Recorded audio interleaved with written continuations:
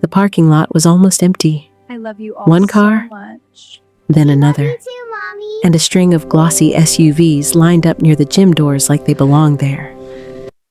And then there was mine. A 12-year-old Toyota, paint faded on the hood, a tiny crack in the windshield that I'd been ignoring for 6 months because groceries came first. Above the entrance, the banner hung crooked in the cold air. Class of 2006, 20-year reunion. I sat behind the wheel with my hands gripping it too tight. I told myself I could still leave. I could reverse, drive home, pretend I got sick, pretend my life wasn't small enough to fit inside a 2-bedroom apartment and still feel cramped. But the truth was, I wasn't afraid of the reunion. I was afraid of who would be inside. My ex-husband and the woman he chose after me. The woman he chose instead of me. My name is Natalie Brooks. I'm 36. I teach 3rd grade at a public school that always needs tissues, glue sticks, and teachers who don't quit halfway through the year. I also raise triplet daughters, 3 at once. Chloe, Harper, and Junie. 8 years old, loud as fireworks, and somehow still soft enough to crawl into my lap like they're made of feathers. My salary covers rent. Usually. Sometimes it covers rent and lights. Sometimes it covers rent, lights, and a please God let the car start prayer. And I'm not saying my life is tragic. I love my girls. I love my students. But there are nights I look at the ceiling and do the math until my brain hurts. How long until the next paycheck? What breaks next? How much longer can I carry all of this alone? That afternoon, the girls cornered me like tiny detectives. Chloe held the reunion invitation like it was a court summons. You have to go, she said. It's your old school. That's like history. Harper bounced on the couch. And you can see your friends. Junie watched me with her big, serious eyes. Then she said softly, maybe you'll meet someone nice. I laughed, but it came out tired. I don't need anyone, I told them, leaning down to kiss their foreheads one at a time. I have you. Chloe hugged my neck. We know. Harper squeezed my hand. But you look sad sometimes. Junie whispered the part that cracked me open. You think we don't notice, but we do. I froze. Kids see everything, even the quiet stuff adults think they hide. Junie touched my cheek like she was checking if I was real. We want you to be happy too, Mommy. I swallowed hard, and even though my stomach was twisting with dread, I promised them I'd go. I checked my reflection in the rearview mirror. My blazer was from a discount rack 3 years ago. My dress shoes weren't really dress shoes. They were flats with a tiny tear I'd fixed with glue and hope. I stared a little too long, not because I wanted to look pretty, because I wanted to look like my life wasn't falling apart. Then I got out of the car. The moment the gym doors opened, noise rushed out like warm air. Music, laughter, glass clinks. The sound of people who had made it. The sound of people who didn't count pennies. I stepped inside. A microphone squealed, and then a voice called out from the stage. Before we continue, tell us where you're tuning in from. We love seeing how far our stories travel. People cheered. I half smiled. I was only tuning in from survival. Natalie? I turned. Brad Keller, former student council guy. Bright smile, perfect hair, Rolex flashing under gym lights like it wanted attention. Natalie Brooks? Wow, it's been forever. He hugged me quickly, too quickly, like he was afraid my struggle might rub off. So, he asked brightly, what are you up to? I hesitated. I teach 3rd grade over at Westfield Elementary. His smile flickered, just a fraction. Oh, that's amazing. Teaching is so important. Then, like a reflex, I'm in real estate now. Just sold my first development project last year. Crazy money. He laughed. It wasn't mean, but it wasn't kind either. It was the laugh of someone who had left all this behind. So, you're married? He asked. I felt the sting. No. Brad blinked. Oh. Then, kids? 3. His eyebrows shot up. I didn't add triplets yet, but it was already on my tongue like a confession. Triplets, I said. Brad made a sound halfway between surprise and pity. 3 kids? On a teacher's salary? Natalie, how do you even... He didn't finish, because someone else's voice sliced through the air. A voice I knew too well. The voice that used to say, "We're a team." The voice that later said, "You're holding me back." Natalie! I turned slowly, and there he was. Ethan Brooks, my ex-husband? He looked like he belonged in a commercial. Tailored suit, perfect posture, hair styled like success, and on his arm like a trophy he was proud to display. Sloane Mercer, my replacement. Her dress was red, not the soft kind, the loud kind, the kind that demanded attention. Diamonds caught the light on her neck and wrists. She smiled like she was already winning. "Oh my God," she said, leaning in to kiss the air beside my cheek. "Natalie, you look the same." The way she said it made it sound like a flaw, like I was supposed to have upgraded myself into a better model by now. Ethan's eyes scanned me. Blazer, flats, tired. "Hey," he said. His voice wasn't warm. It wasn't cruel. It was neutral, like I was a coworker he didn't remember well. Brad stepped back like he didn't want to be caught in the middle. Sloane tilted her head. "So you're still teaching?" "Yes," I said. "How sweet," she murmured. And then she did what people do when they want an audience. She raised her voice, just enough. "And the girls. Chloe, Harper, Junie. Right?" She said their names carefully, like reading them off a list, like she hadn't carried them inside her body. They were just details. "They're 8, I said. Sloane's smile sharpened. 8. Wow. Ethan cleared his throat. "This is Sloane," he said. "As if you didn't know," Sloane added lightly. "Everyone knows me." Brad coughed awkwardly. Sloane leaned closer to Ethan. "Tell her, babe." Ethan exhaled, like this was annoying. "Sloane runs Mercer Media." Of course she did. The kind of media company that threw parties for influencers and executives and called it branding. People around us were starting to listen. You can always feel it when a circle forms, when your life becomes entertainment. Sloane looked at my shoes, then looked at my face again like she was comparing me to her reflection. "Still driving that little Toyota?" she asked. I swallowed. "It runs," I said. Ethan's mouth twitched, like he almost smiled. Sloane laughed softly. "You always were practical." Then she leaned in again, voice dripping with fake concern. "And you're still in that apartment near Riverside, right?" My skin went hot, because she knew, because Ethan had told her, because Ethan had given her my private life like gossip. "It's fine," I said. "Oh, I'm sure it's fine," Sloane repeated as if the word tasted strange. Then she spread her arms slightly, like presenting a prize. "We just bought a house outside the city," someone nearby said. "How big?" Sloane's eyes sparkled. 6 bedrooms, pool, media room. She glanced at me with a sweet smile. "The girls would love it." A pause, then quietly, like she was dropping a knife. "Must be hard, though. 3 growing girls in a 2-bedroom. I felt all the eyes hit me at once.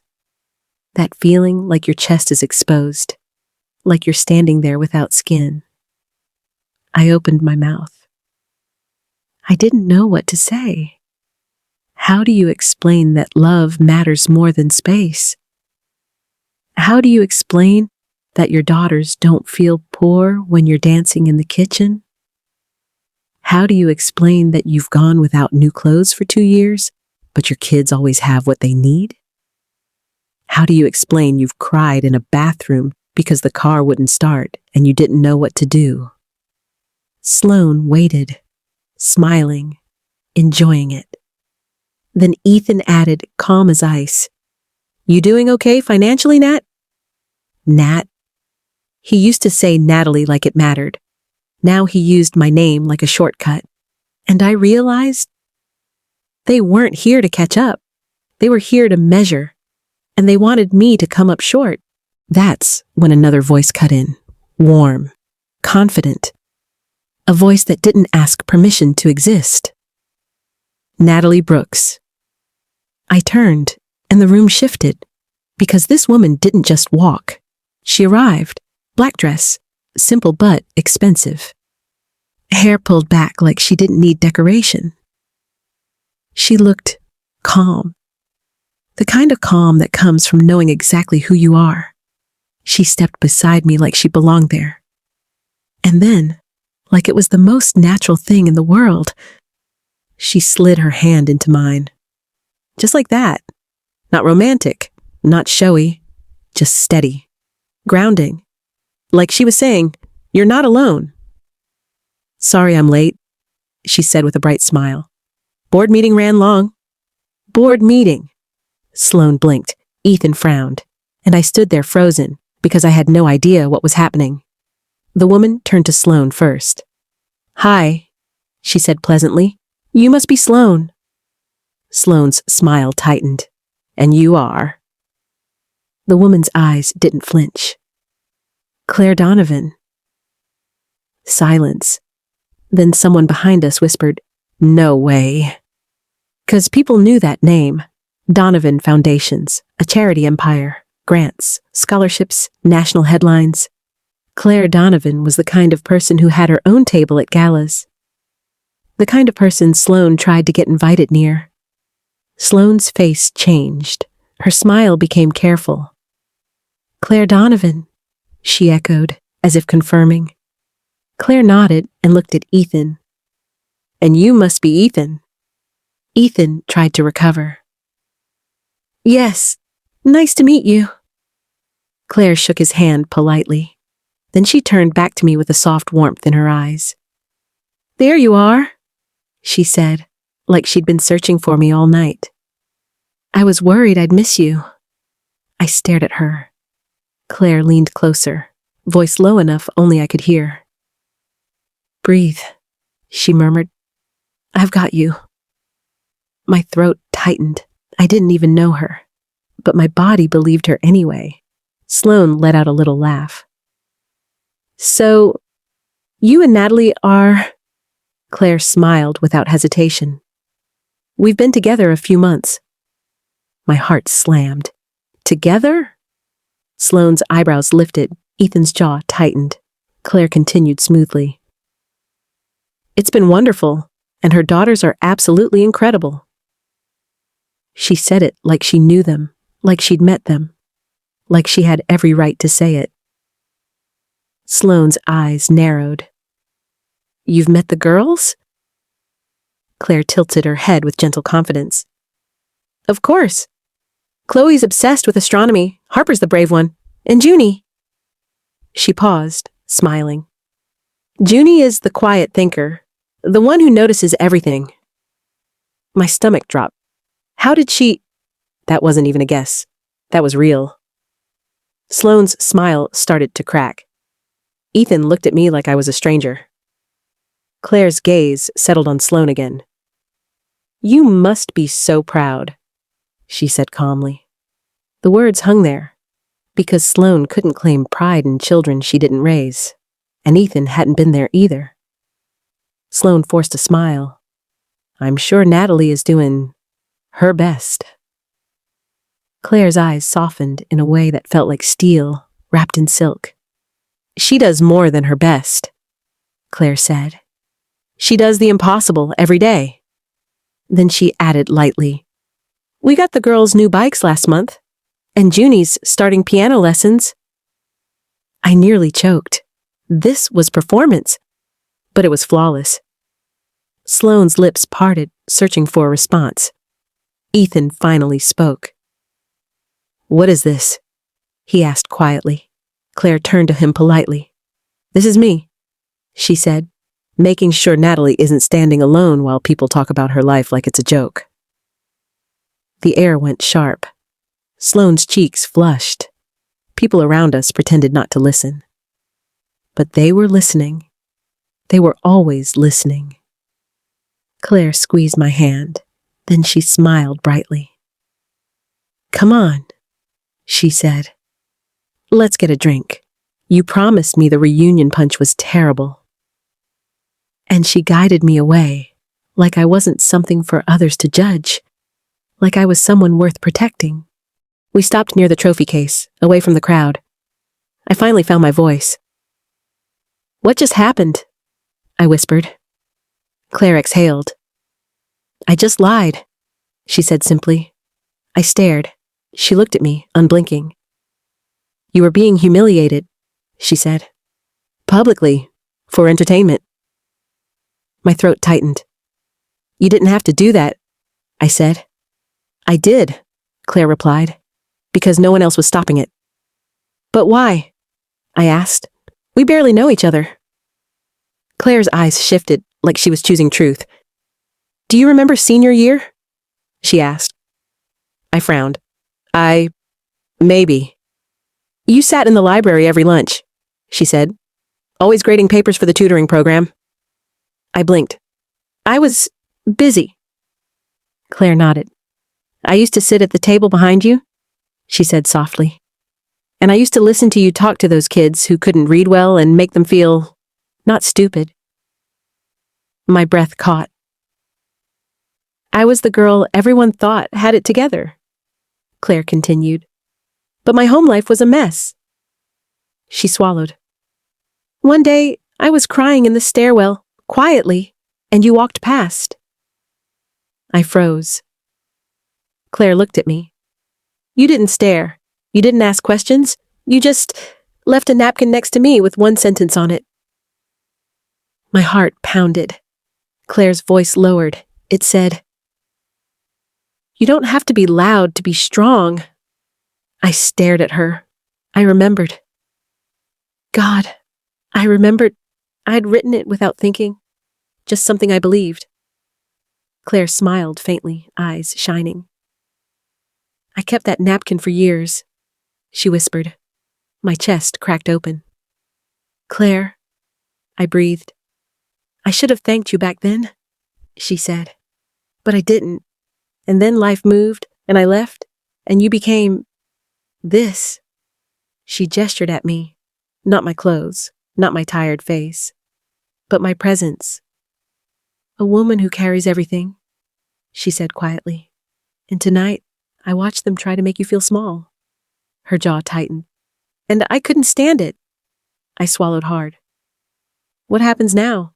I asked. Claire's eyes softened. "Now," she said gently, "I'd like to be your friend." A beat. "And if you'll let me," she smiled, almost shy, "I'd really like to meet your girls." Sunday afternoon, busy cafe. The kind with sticky tables and loud espresso machines. My girls sat in the booth like triplets always do. Synchronized chaos. Chloe leaned forward. "Is she rich?" I coughed. "Chloe?" Harper shrugged. "It's a fair question." Junie said nothing, just watched. I looked at them. "Be kind," I warned gently. "She helped me. That's what matters." Chloe nodded, serious now. Then Harper whispered, "But is she pretty?" I sighed. "Yes," Chloe grinned. "Is she nice?" "I think so." Junie looked at me with those old soul eyes. "Is she real?" Junie asked. "Or is she a pretend person from reunion magic?" My throat tightened. Kids, they always find the truth. Before I could answer, the door opened.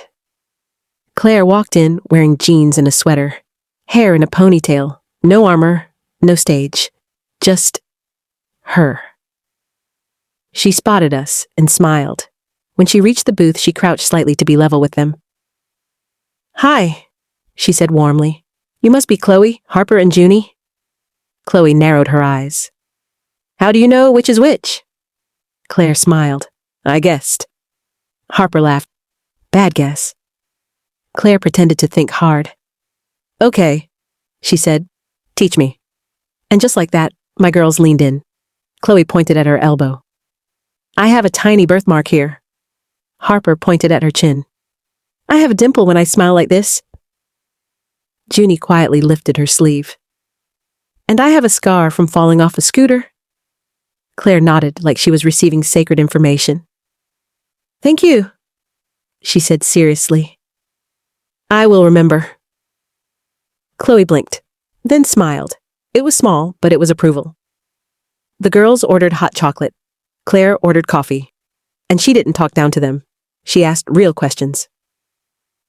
"What do you like at school?" Chloe said, "Science." Harper said, "Gym." Junie said softly, "Reading?" Claire's face lit up. "What do you want to be when you grow up?" Chloe said, "An astronaut." Harper said, "A police officer." Junie hesitated, then whispered, "I want to be the kind of person who helps." Claire's eyes softened. She looked at Junie like she was seeing something rare. "That," Claire said, "is the best kind of person." I watched my daughters relax, and I felt something terrifying. Hope.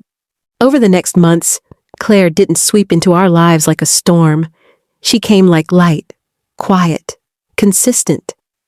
She showed up at Chloe's science fair, clapped the loudest. She came to Harper's soccer game with oranges and juice boxes. Junie warmed up slowly, like sunrise. One night, I came home exhausted. The girls were at the table coloring. Claire was in my tiny kitchen, sleeves rolled up, cooking spaghetti like she belonged there. "I was nearby," she said. "Thought you might need help." I wanted to say no. I wanted to be proud, but my shoulders ached with years of doing everything. So I whispered, "Thank you." Claire smiled gently. "Let me," she said. "Not because you can't, but because you shouldn't have to do it alone." Later, after the girls fell asleep, we sat on my worn couch. "I don't want you to pity me," I admitted. Claire turned toward me, eyes steady. "I don't," she said. "I respect you." A beat. "And I like you," she added softly. "More than I planned?" My breath caught. "I'm scared," I whispered. "I know," she said, "but I'm not here to rescue you." She reached for my hand. "I'm here to stand beside you." And for the first time in years, I believed someone might actually mean it. 6 months after the reunion, my phone rang. Ethan. My stomach dropped before I answered. "Hello?" "Natalie," he said. His voice was controlled, too controlled. "I've been thinking," he said, "about the girls." I didn't speak. He continued, "I want to be involved." My hand tightened around the phone. "You walked away?" I said. "I was young," he replied. "I was overwhelmed." "You were 28, I snapped. "Not 18. Silence. Then his voice shifted colder. "My lawyer says I can petition for visitation." My chest went tight. "You haven't seen them in years," I said. "They don't even know you." "They know my name," he said sharply. "And now I'm stable? I have resources." I heard it then, not love, competition. He'd seen me at the reunion, seen I'd survived, seen Claire, and now he couldn't stand it. "You don't want them," I said. "You want control." Ethan's voice hardened. "Figure it out, Natalie. My attorney will contact you." The line went dead. I stood in my kitchen, shaking, and for the first time in years, I felt afraid. Not for me, for my daughters. When Claire came over that night, she found me staring at nothing. "What happened?" she asked. I told her everything. She listened without interrupting. Then she said quietly, "He can try." My voice broke. "I can't afford a lawyer," I whispered. "Not against him. Not against Sloane's money." Claire stepped closer. "You're not fighting alone," she said. I shook my head. "I can't ask you for—" "You're not asking," she cut in, fierce now. "I'm offering." A beat. "No," she corrected. "I'm insisting." My eyes filled. Claire took my hands. "I'm in this," she said. "Those girls matter to me." I whispered, "Why?" Claire's voice softened. "Because I chose you," she said, "and I don't walk away." The courtroom was colder than the reunion gym. Ethan sat confident beside his lawyer. Sloane sat behind them like a queen watching a trial. Their lawyer painted a picture, a struggling mother, a cramped apartment, a better life available. I sat there and felt my stomach twist. Then my lawyer, paid for by Claire, stood and spoke facts. School records, doctor visits, teacher statements, years of proof, stability, real stability, not money, consistency, love. Then Claire took the stand. "Ms. Donovan," Ethan's lawyer said, "how long have you known Ms. Brooks?" "We reconnected about 8 months ago," Claire said clearly. "And you're romantically involved?" Claire didn't flinch. "Yes." The lawyer smiled like he thought this was easy. "So, you've known these children less than a year?" "Yes," Claire replied. "And yet you're here as if you're family." Claire's eyes sharpened. "I'm here because I've seen what family looks like," she said. "And Natalie has been their family every day for 8 years." Ethan's lawyer tried to object. Claire continued anyway, calm but deadly honest. "She wakes up early, packs 3 lunches because they all like different food." I swallowed hard. "She reads to them every night, even when she's exhausted." My chest tightened. "She has built a safe world for them out of almost nothing." Claire looked at the judge. "They are happy," she said. "They are thriving. They are loved." Ethan's lawyer snapped, "But love doesn't pay for opportunities." Claire turned slightly. "No," she said, "but love raises children who believe they deserve opportunities." The courtroom went quiet. The judge reviewed the paperwork. Then he looked at Ethan.